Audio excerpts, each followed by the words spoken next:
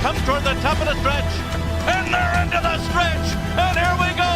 Songbird sent down. Beholder is alongside. The 7-year wait is over. American Pharoah, it's finally the one. American Pharoah has won. He's just perfect, and now he's just immortal. Here's the wire, desperately close. Tisno wins it for America. Hello and welcome to the Capital OTB Weekend Stakes Preview for the weekend of February 23rd. Sully, Crotty, and Mike Callahan. Mike, how are you? What's going on, Sully? A little bit of a light weekend as far as the stakes preview goes. Only 2 graded stakes, but we'll take a look at 5. But 2 big weekends coming up after that down at Gulfstream Park, and then also the Tampa Bay Derby 2 weeks away. And what looks to be a potential get-together of some Bob Baffert horses and Improbable and Game Winner in the San Felipe. But a lot to talk about. And hopefully for this week we can get some winners home, make some money for everybody watching. Yeah, absolutely. As you said, Gulfstream in 2 weeks, or actually next weekend, with the Fountain of Youth. Excited to see Hidden Scroll stretch out on a fast track. That Pegasus weekend, that performance breaking the maiden was unbelievable. And as you said, the Baffert, we might see them go head-to-head out in California. And then the Tampa Bay Derby in a couple weeks as well. But still some stakes action this week. We're going to take a look at 5 stakes as we always do. We're going to start in New York, race 8, Saturday afternoon at Aqueduct. This is the Franklin Square. This is for state-bred 3-year-old fillies going at 6 furlongs. And then we'll move on to Gulfstream. They have 3 stakes races on their 13-race card. The 9th race at Gulfstream Saturday is the Melody of Colors. $75,000 up for grabs. This is for 3-year-old fillies going 5 furlongs on the turf course. Race number 11 at Gulfstream. This is the House Hope, a grade 3 event, 1 mile on the dirt. And then the last stakes race Saturday afternoon at Gulfstream is race number 12, the Texas Glitter, $75,000 stakes. This is for 3-year-olds, 5 furlongs on the turf course. And then we'll end things in California. Race number 8 at California, grade 2 event, $200,000 on the line. The Buena Vista, 1 mile on the turf course, and a pretty competitive 10 horse field out in California. But we will go back and kick it off with that Aqueduct race, the feature on Saturday. Franklin Square, state-bred fillies, 3-year-olds. And again, you're going to see the odds pop up here in a second. But this race starts with the 3 and the 4 in here. Stones in the Road and Forever, our Forgotten Hero, who are both 2 for 2 lifetime. Again, 2-1, 8-5 on the morning line. Really nothing to say that's wrong. I mean, the buyers obviously are tops among the field in here, besides the 6, who's actually going to be my upset horse in here. And we're actually going to take a look at the replay of Flush, the number 6 in here, going out for Kieran McLaughlin. Junior Alvarado is going to be aboard, breaking the maiden back in January 11th in race number 3. Got to the lead, was able to kick clear here. It's going to be the number 4 horse on the inside, and really finished up strong. Now, the fractions, obviously, you're seeing 48 to the half for a 6 furlong race. You're not going to be overly impressed. It was a little bit of a slow pace, but this horse really finished up strong, finished up the right way. And again, when you're thinking of babies, you're thinking of finishing up in a professional fashion. This horse absolutely did so. To me, passed the eye test. Now facing the likes of 2 horses in Stones in the Road and Forever, our Forgotten Hero, who, for me, I think they're comparable in this spot. The odds to me are going to be a little bit too low, but I think Flush is coming in the right way. Kieran McLaughlin in this type of situation, the 31 to 60-day layoff, 23%. The 82 buyer obviously hits you right in the face when you see it. So for me, I like Flush a little bit as an upset special in here at 3-1. Hopefully that holds. Underneath the 3, Stones in the Road, 2-1 on the morning line, 2 for 2 lifetime. A horse that's going to go for the lead. Again, may get into a little bit of a tussle with the number 4, Forgotten Hero. But for me, may be a good setup for Flush. And then for me, I'm going to completely throw out the 4. I know it's 2 for 2 lifetime. But to me, last time really was staggering home. They came home in 13 flat for that 6 furlong race. And again, just for me, I wasn't really impressed with that final 1/8 of a mile. And I actually have the 2 Maiden Beauty as a little bit of an, in the 3rd spot, a little bit of an upset special. And for some reason, the jockeys just decide to send and go in a 6-horse field and say, you know what, this is a little bit of a jock's race, the 3, 4, and 6. They could be forwardly placed. If they all tire each other out, Maiden Beauty is a little bit of an interesting horse with Manny Franco aboard, who finished 2nd last time off a little bit of a layoff, 2nd off the layoff now. A little bit of an upset special with the 2. So for me, I'll try to see if I can beat the 3 and the 4 in here with the 6 and the 2. What were your thoughts? Yeah, I'm going to try to beat the 4. I have the 3 and the 6. I think the 1's interesting on the rail with Jose Lezcano. But I did go with the 3 on top. And, I'm with you. I think Forgotten Hero is in a tough spot. And I kind of hope all the money goes to Forgotten Hero. Excuse me, Forgotten Hero. But it's going to be interesting to see who gets to the lead. I think Stones on the Road can win from off the pace. We did see that first time out. But I don't think Forgotten Hero or Flush can win from off the pace. I think they're wire-to-wire type of horses. So it's going to be interesting to see who gets the lead. If Flush gets the lead, obviously very dangerous on the front end from that replay you just saw. Forgotten Hero as well. Won a restricted stakes last time out.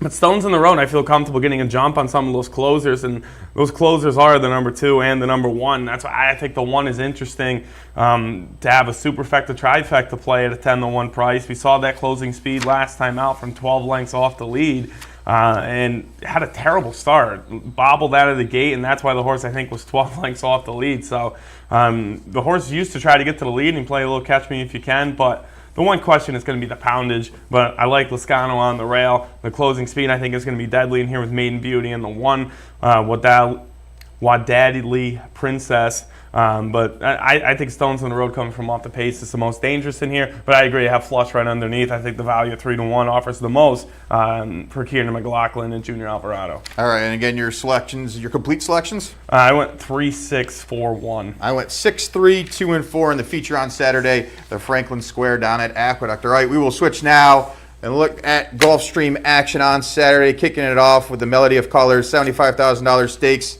You're going to see a field of 9 in here, and it's quite competitive with a lukewarm favorite of the 2, Just Ain't Right, who's 2 for 2 lifetime, Todd Pletcher, Johnny V. I'm actually going to go in a little bit of a different direction. I know you have a horse that you want to target as far as a replay. I do as well, but I know we're going to kick it off with you, so take it away. Yeah, this is an interesting race here. I mean, the 2 stake sprints are pretty tough. At this card, on the Gulfstream card, and obviously the turf sprint later on in the card. But, I think Beechwood L is interesting. I think Ginger Nut at 4-1. I don't think we're going to get even close to 4-1 for John Sadler. But I like the 9 here. Play On for Brad Cox. Sean Bridgmahan's coming in town, and we're going to pull up a replay of the last time out. This horse is the number 1 horse, and just a professional wire-to-wire win here. Beat some nice horses as well. Savvy Alley, the 3rd place finisher in a distance, came back and ran a really nice, credible race the next time out. And same with Spice It Up, who ran 2nd. So this is the first time against winners. This horse gets wrapped up at the end and still wins this race by 5. So there is some other speed, obviously, because of the sprint race. But if Sean Bridgmahan can get on the lead, I think there's a whole nother level of this horse we haven't seen yet. And the Fairgrounds is such a tough place to go wire-to-wire at, especially with that long stretch run. And especially with the amount of horses per field there, it's tough to wire fields even in those sprint races. So I like the price. I like Brad Cox as well. He's had a great year. The horse is dropping a couple pounds from the 119 to the 116. So I like the price of 6-1, and I like the speed from the outside. Beechwood L is interesting at 7-2. This is another horse I think is going to take a lot of money. I think Ginger Nut and Beechwood L are going to take a lot of money. And Beechwood L is interesting because the pace just completely collapsed. You have Julian Leperoux with the closing speed horse. We saw that last time out in the optional claiming race. Ran in the Ginger Brew earlier in the month of January, and I thought that was a tough spot. First time in North America, going 2 turns against a pretty decent field there.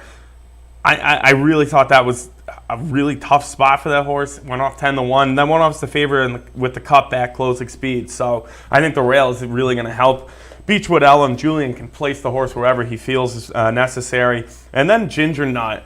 This horse first start here in North America. John Sadler's 0 for 5 with that trend, first starts in America. But this horse looked great over in Great Britain. Has won a couple stakes races, 3 of the last 4. So I don't think we're going to get 4-1. I think this horse is going to get bet a little bit, especially with Irad Ortiz in the irons, who's just on a different level with the absence of Luis Saez. It seems like he's winning 4 races a card. So I think Ginger Nut's interesting, especially at that 4-1 price, but I'm going to go with the speed of the speed from the outside. The big question is if the 7 gets to the lead, I think Play On's going to have a little bit of tough of a time, but this horse usually breaks well. And we saw that. I think the horse has a whole nother gear and won by 6 last time out. Yeah, I have the same 3 horses, and we're going to take a look at my top selection, Beechwood Ella. I know you have in your mix as well. As winner last time on January 31st in that one other than optional claimer, and actually drew the rail in that race like this horse is going to on Saturday. He's going to be on the far outside here and comes home with a really impressive kick to kick clear by 2 1/4 that day. But again, one of those situations where I'm not thrilled with the rail. I know this horse won last time out of the one post, had to go all the way to the back of the pack and made one big sweeping move like we're seeing right now. Your worst fear when you draw the rail in this type of sprinting race is that you're going to get pinched back and you're going to lose all chance. Now, there is a lot of speed in here. You're going to see speed from the 2. You're going to see speed forwardly placed from the 4. The 5 won't be too far off. You're going to see speed from the 8, and obviously your top selection, the 9. So I'm hoping that it's one of those situations where we're not pinched back. We just kind of ease back to the back of the pack. The fractions are honest enough, and we're able to kick clear like we did last time out. Like you said, it's going to be one of those horses that I think takes a lot of money. That was an eye-catching performance, probably somewhere around 5-2, hopefully. But for me, I think can repeat, especially off the workouts. The workouts have been really strong since that last out victory. So for me, I like Beechwood Ella underneath the 5. Ginger Nut, again, I like the same 3, just in a little bit of a different order. Ginger Nut, to me, the big question is obviously off that long layoff. August 22nd, 2018, hasn't been seen since. Interested to see John Sadler bring this horse to Gulfstream in this type of situation. But you just have to take a look at the field sizes Ginger Nut has been facing.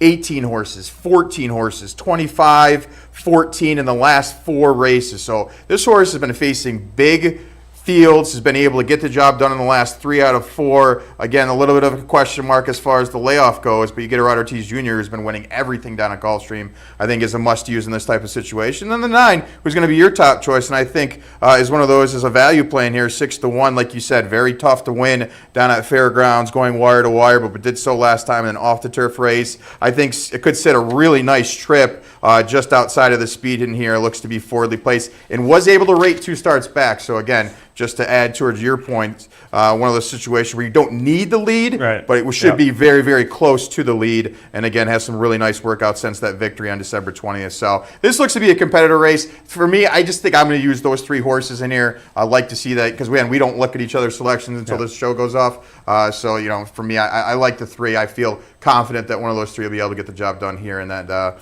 Melodia Covers race number 9 on this Saturday edition at Gulfstream Park. So we'll take a look at the 11th race down, which is going to be the 3rd leg of that pick 5 on Saturday, which is going to be the grade 3 Hal's Hope. You're going to see a field of 9 in here. And again, one of those deals where you have horses coming off of either really good performances or haven't been seen in a very long time. And it really is going to start with Breaking Lucky, a horse that I know you and I liked when you were down at Gulfstream on Pegasus World Cup Day. Was 2-1 on the morning line. Just briefly, what are your thoughts on Breaking Lucky in the mix, and how do you see this race shaping up? I mean, Breaking Lucky ran a great race, and you know that Aztec Sense, I think that was win number 8 in a row for Aztec Sense there. And, you know, obviously good luck to the connections, West Point Thoroughbreds. Good luck to them and all the local connections. And, you know, Breaking Lucky that day, Seth and I were watching on the screen, and we're like, this horse is going to go by Aztec Sense, and Aztec Sense just kicked into another gear. So no shame losing to that runner there. But I think it's a deserving 2-1 because that was a really nice grade 3 event on a sloppy track last time. So I think it's a fair price at 2-1. However, I'm going to try to beat the horse here with Prince Lucky. And again, I'm going to go with the 9 horse. I think Prince Lucky's interesting for Todd Pletcher. Won the easy goer last time at Belmont. We haven't seen this horse since June. Pletcher is probably the second best off the layoff, but this horse has some really nice speed workouts. And when I look at a closing speed horse, if the horse has some really quick workouts, that's really what I like to see. So this horse can come from way off the pace or be sitting right off the pace and still have another gear. So I think the 8-1 price is a great value for this horse. Beat Rugby Man. Rugby Man beat a horse named Dominant Strategy, who won 3 times at Saratoga over the summer. Rugby Man has also won a stakes race, also raced against Axeman and Title Ready. We know how impressive Axeman and Title Ready are. And Runaway Ghost in the Sunland Derby, I completely threw that race out. I thought the last 2 entering this horse is raced against a little bit better. 8-1 closing speed, John Velasquez going that 1 mile for Todd Pletcher. Breaking Lucky, you already talked about it, having the second spot for George Weaver and West Point Thoroughbreds. Obviously a repeat of last time out. Going to be tough to beat Breaking Lucky. But the 5 Quip. Quip is interesting. We talked about this horse last weekend for the stakes preview. Scratch out of that Fairgrounds field. Fits in nicely here, actually, coming off that Preakness performance. Obviously, the Arkansas Derby was a big race. The Tampa Bay Derby as well. Windstar and China Horse Club own the horse. So I think 4-1 offers a lot of value for Quip. And off the layoff, Brissett 17%, and this horse has been working out great. February 11th, a really nice bullet workout, so I think there's some value with Jose Ortiz and Quip. They are now going the 1-turn mile. They were going to go 2 turns last week, so I think this is a nice spot here for Quip, who we have not seen since the Preakness. Yeah, this is definitely one of those interesting races. For me, I went 7, 5, 3, and 1. I had the 9 just on the outside of my mix, and it's strictly off of, I just think this horse is going to need a race off that June 9th, 2018 layoff. The workouts have been strong. Obviously, you said the quality of this horse has been very, very good. And the horses this horse have beat have gone on to do nice things. But for me, it was more of a wait-and-see approach, especially off that long layoff. But again, at 8-1, I can't follow you. That's definitely a value play in here and one to use in your mix. The 7 to me, Coppertown. I know we've talked about this horse. Seems all the time on the stakes preview. 6-1. Now, we like this horse down on Cigar Mile. Was bumped at the start, got steadied right off the 3 feet into the race and lost all chance in that race. Then in the Fred Hooper took all the money that day and was fractious in the gate and just retreated really, really abruptly. For me, it's 3rd time's the charm for Coppertown, and it's going to be a situation where you're going to actually get value on this horse now. The last 2 was bet down. You thought Coppertown, this is his day. You still go back to that Keeneland race, and you see the good Coppertown. He definitely has a chance to win this race and win it very impressively. The only factor is this horse is his own worst enemy. Does not like to break well. If this horse is able to break well, be forwardly placed, Javier Castellano is able to settle this horse down, I think Coppertown has a serious chance in here at 6-1. Underneath, Quip, like you said, is going to make the 4-year-old debut off that May 19th Preakness race where this horse, you have to just consider that a non-effort like we talked about last week, but was the Tampa Bay Derby winner last year, getting a 94 buyer, beating Flame Away World of Trouble, who again we talked about World of Trouble and how good he's gone on to be since that race. So for me, Quip is one you have to use in the mix. And then the 3, Breaking Lucky in the 3rd spot. It was an interesting race like you were talking about. You take a look at just the line in here. It was close to the pace, close to the place, and then you see 6 by 2.5. I actually thought that Breaking Lucky was done around the far turn and then was able to somehow resurge down the lane just to miss by a length and 3/4 that day to Aztec's end. So I think Breaking Lucky's been in extremely good form. I think the 2-1 is actually going to hold in this type of situation. I think people are going to look for alternatives to Breaking Lucky, so you may be able to hold at 2-1 if you're a Breaking Lucky fan. But for me, I'm going to use Coppertown. The 3rd time's a charm, hopefully, for Coppertown. Quip in my mix, and then Breaking Lucky. So I have it 7, 5, 3, and 1. And again, your thoughts? I have 9, 3, 5, and 8. All right, that's going to bring us to our break. When we come back, we'll take a look at 2 more, one at Gulfstream and one at Santa Anita. Stay tuned. The road to the Kentucky Derby ends with the most exciting 2 minutes in racing, but getting there begins long before then. With 34 prep races that span 15 tracks, the best place to watch, wager, and win is Capital OTB and OTB TV. Upcoming Derby prep races include the Risen Star from the Fairgrounds and the Fountain of Youth from Gulfstream Park. So for in-depth coverage and expert analysis of all the Derby prep races, stay with Capital OTB and OTB TV. What if there was a way to become a better horse player, to have a better knowledge of the game, to be more successful? What if there were a way to take what you've learned, what you know, and make better decisions, better choices? In horse racing, knowledge is a powerful tool. Race results and replays, past performances and live streaming, wagering from all your digital devices. Capital OTB. Become a better horse player.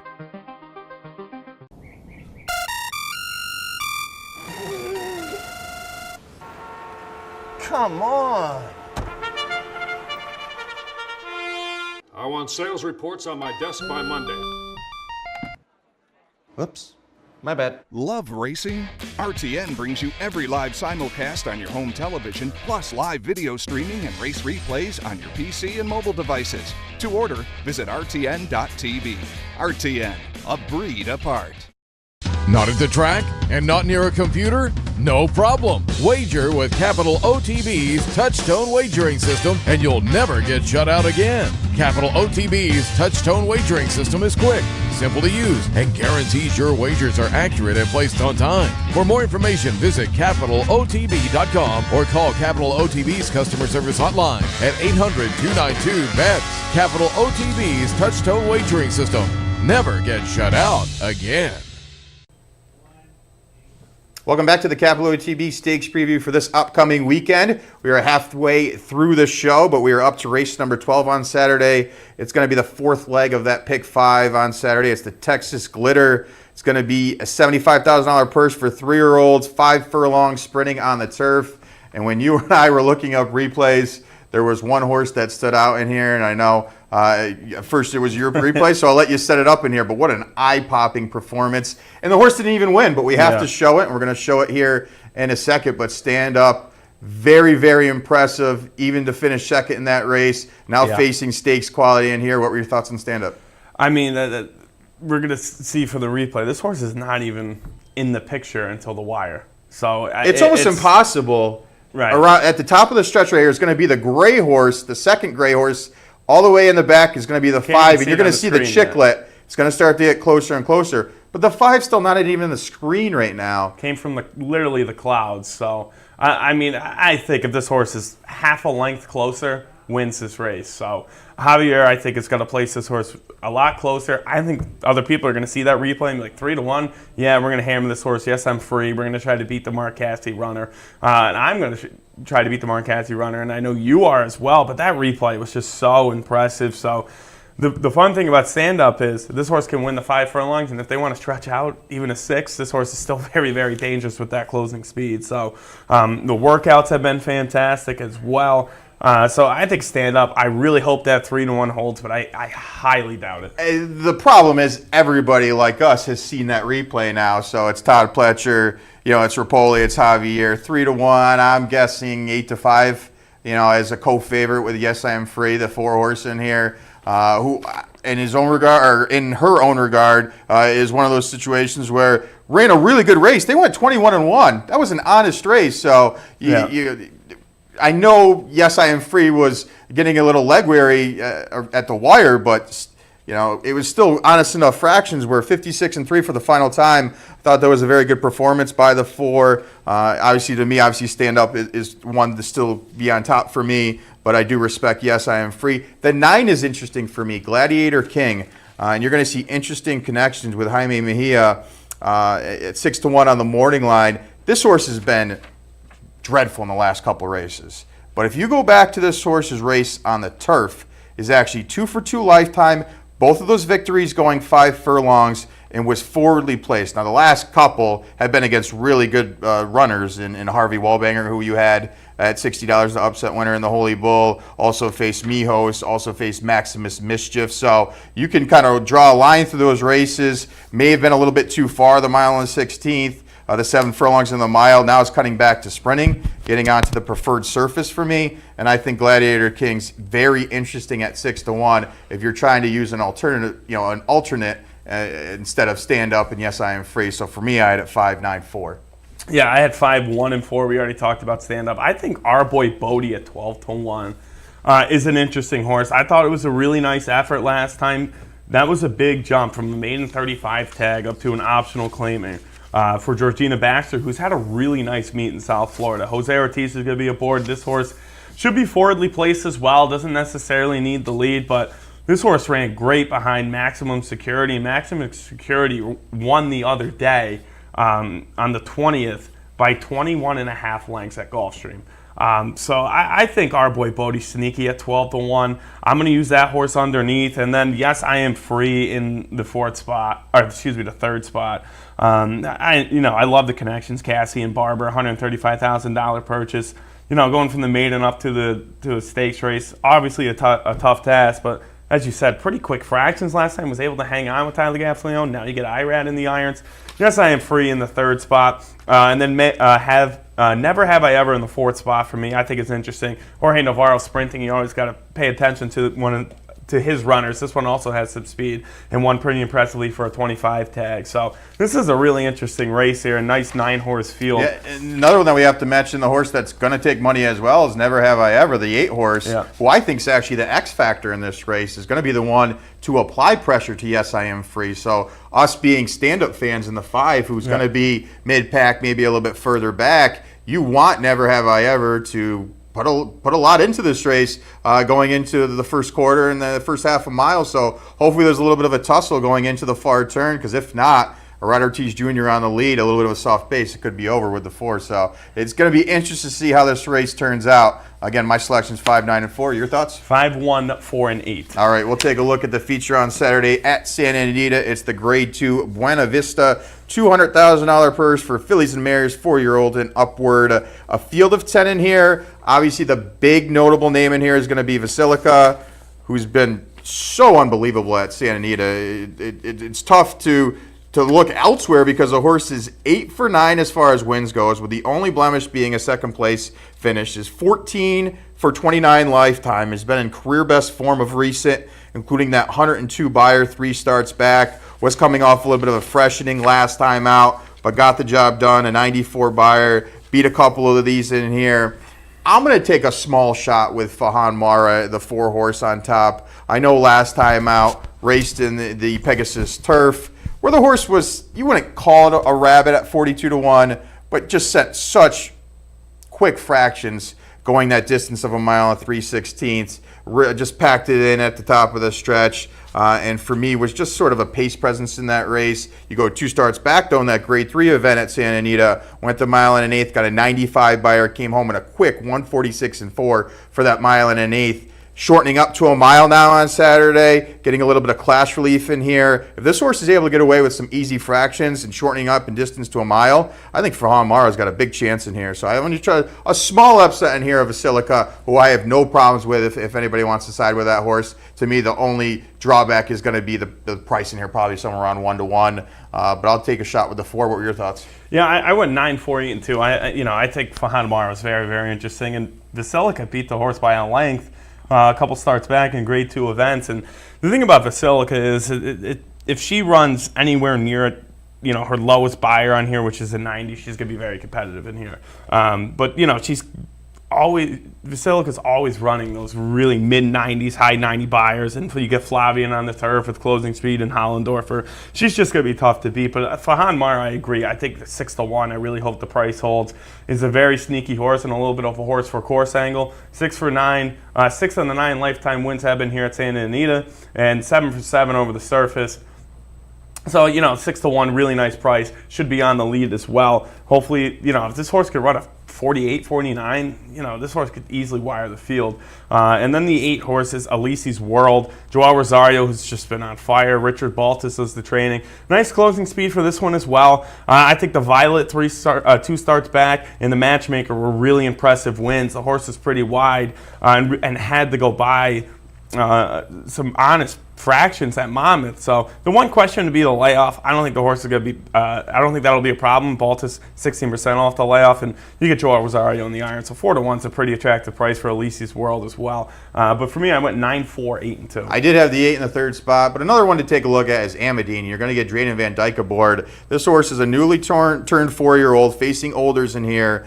And again, you just go back to that Lady Shamrock race where this horse was able to win under hand urging by 2 1/4, got a solid 92 buyer. That would compare to some of these in here, and I think this horse is going to be a little bit of a value play. I think sits a favorable setup in here as far as being just a stalker in here. Fahan Mara is going to be on the lead. You're going to see a couple chasing in Miss Bad Behavior and also English Dancer, and this horse could be right alongside Basilica. And if for some reason Basilica decides not to run, and Fahan Mara, the horse that I think has the best upset chance to beat her, I like Amadine a little bit at 8-1 too. So those are going to be the 3 horses I use besides Alicia World in here to try to use in some multi-race wager type bets, pick 3s, pick 4s. So we'll see what happens in the feature at Santa Anita. But I had it 4, 9, 8, and 6. And again, your thoughts one more time? 9, 4, 8, and 2. All right, that was our thoughts on this upcoming weekend's stakes preview. Again, a little bit of a light weekend, but looking forward, as we talked about earlier on, you have the Fountain of Youth going into it. Any